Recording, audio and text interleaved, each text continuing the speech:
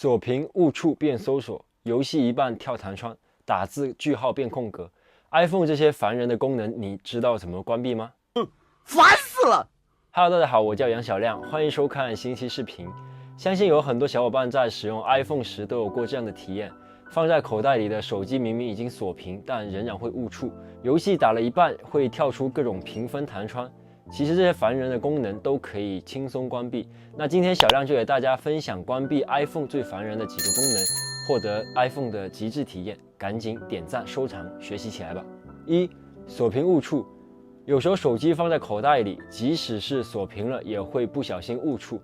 那这个时候只需要打开手机设置，找到面容 ID 与密码，找到锁定时允许访问。大家可以看到有很多选项，找到精致视图和搜索，将其关闭，就再也不用担心锁屏时的误触了。APP 弹窗评分。不管是看视频还是打游戏，玩到一半最令人讨厌的肯定就是 APP 的弹窗评分。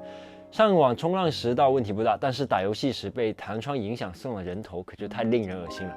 那解决办法只需要找到手机设置，找到 Apple Store， 下滑找到 App 内评分及评价，将其关闭，就可以和弹窗评分说再见了。误触半屏模式。不知道大家是不是和我一样，经常在使用手机时不小心误触变成半屏，真的很烦人。那只需要打开手机设置，找到辅助功能，点击触控，关闭便捷访问，就不用担心误触进入半屏模式了。打字空格变句号。打字时有时候想要输入空格，但是连续按几下出来的却总是变成了句号。